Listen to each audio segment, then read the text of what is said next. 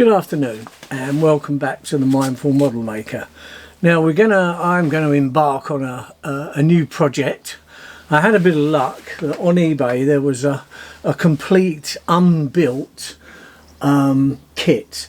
It's a Barrett Models limited kit.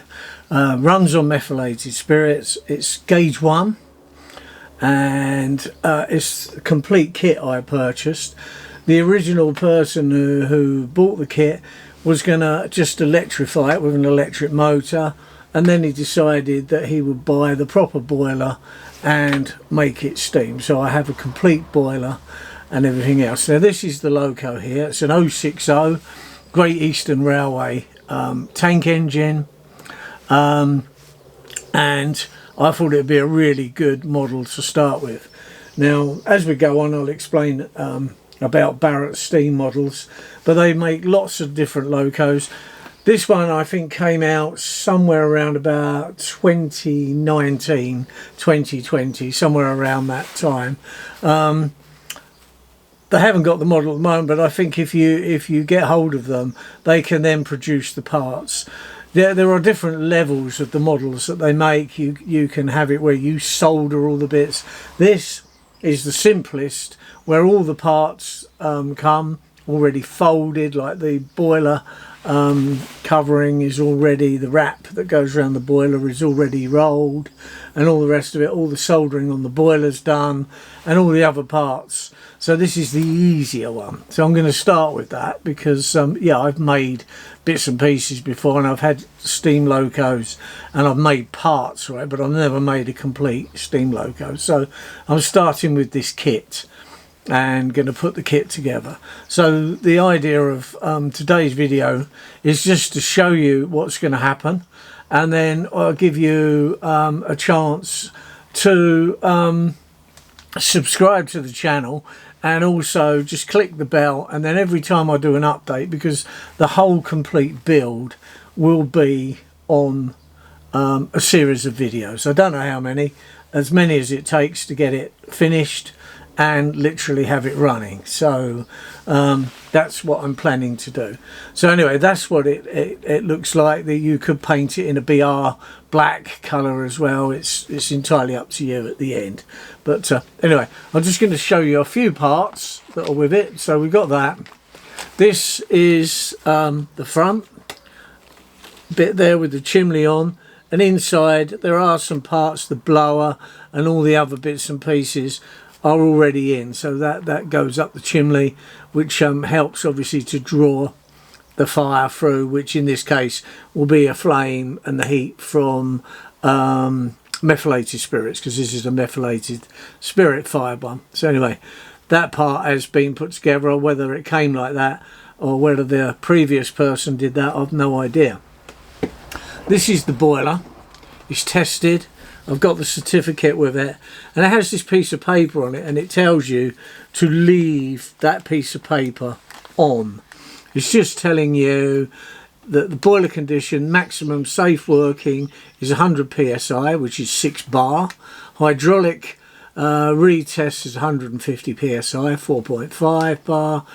And if the sticker is scorched or burnt, the boiler has been overheated. Run dry and should be given another hydraulic test, and it says please do not remove. So you've got the controls on there, which consists of a regulator and a blower. That's already on there. So it's also stamped, and with it I have a boiler certificate, which is in this folder here. I've got the complete build instructions, and it is step by step. So that's what will happen. So I'll give you an idea then as to what it all looks like when you're building it. I have a pillar drill here up on the bench. I'll put together another bench so that I can film it easier, and you can see what's going on. I've just got a few components out to show you what's this is a hand pump. The hand pump basically is to get water from the tanks on the side into the boiler. So you obviously top up so much to start with, get it in steam, and obviously the more steam you use, then that's using water, so you can then hand pump to keep putting more water into the boiler to keep it up to a certain level, so that obviously the boiler does not run dry. If that does run dry, you could end up with some serious problems. So it's because I've had steam locos, bigger ones, 5-inch, 3.5-inch gauge before, then obviously once you've had that, you understand the importance of keeping water up to a certain level in your boiler. But that's something you learn as you go along. So, and here are the wheels. Everything comes in bags. It's all numbered. It doesn't look as though they've ever been out. So there's a wheel, all machined. It's got a square on it, and I think obviously the quartering is taken care of. I'm not sure quite how yet until I get to that stage. I'm literally going to do it step by step until we get it exactly where we want. But you've got threads cut in. You do get a choice of how some of the bits go, such as you can nut and bolt everything together, or you can cut your own threads in certain parts of it so that you can just put the screw through or the bolt through, and it goes into a thread that you've cut in it yourself. If you don't feel confident in doing that, you can just use a bolt through with the nut on the other end, and that works perfectly well. So it just depends on what level you want your loco to look like when it's finished. But anyway, this is where we're going to be over the next, well, I don't know, probably a few months, I expect. I've purchased some tools. This is just to give you an idea. This is one of the side frames. You have to decide which is the left and which is the right. And it tells you on there that certain bits have got to be 1.8mm. There is a kind of a burnt hole already in it. I've got them here and you can see. So they're kind of a laser burnt hole already in. So on these two here, say there, that's obviously where the cross member goes, where your buffer beam's going to fit on. They need to be drilled out at 1.8mm, and that's for the beam bracket to go across, so your buffer beam goes. And then the others, the sole plate mountings, you drill out a 1.4, so that's these ones up here. No, this one there, actually, those two. So you have to make sure you get the right ones. So those two there, sole plate mounting, you drill at 1.4mm, and that's tapped at 10BA.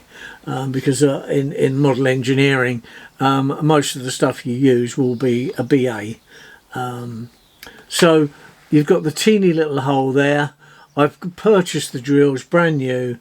So I will go round first and drill out all the things that need to be 1.8, and then I will go round and drill out the pieces that need to be 1.4. So normally if it's 1.4, you need to then tap a thread into that of 10BA. So that's it. So these are the two frames. Let's get the other one out from under there, and then you just follow the instructions step by step until such times as you've completed it, and then of course once we've done that, we can run her. So you have to make sure you get them round the right way. So there's the two frames. So this is it. So if you'd like to subscribe and click the bell button, every time a new section of this comes up, you'll be able to watch it and follow it through, because it may be something that later on you want to do yourself, or you may have already done one.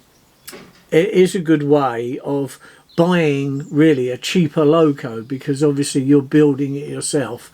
So a lot of these locos will go a lot more once they're built, money wise, than you buy at a kit. And of course when you do build a kit, and I've known when I've modified bits of other steam locos I've had, you get more of an understanding how it works as well, because you're right down inside it and you can see what does what and why it's important. So anyway, this is the next project that's coming up and be starting very soon, and I will show each process as I go and if I come up against a snag, then you get the phone number and everything for the company. So if there is a problem, you can speak to them and they'll tell you.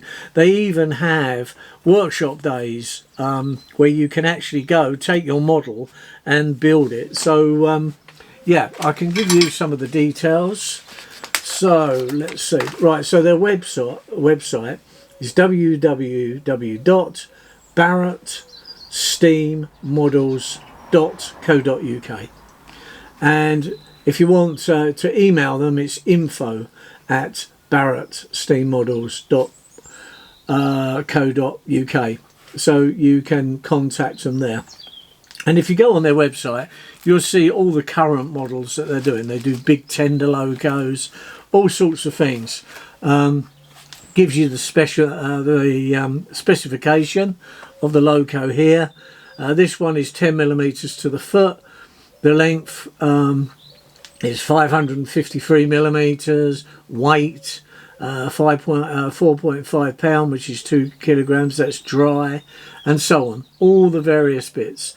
And the fuel that this one's going to run on is methylated spirits. Now, on some of their bigger locos, you can buy a boiler which is coal fired and methylated spirits fired. So you could build yourself a coal fired loco.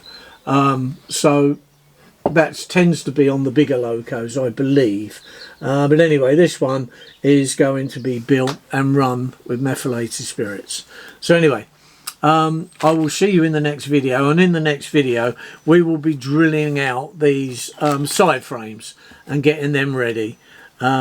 And then, because I'll already read ahead to see what the next part is, because I think the next part is to kind of make like the horn blocks and various bits like that, which will hold in the axles and the wheels.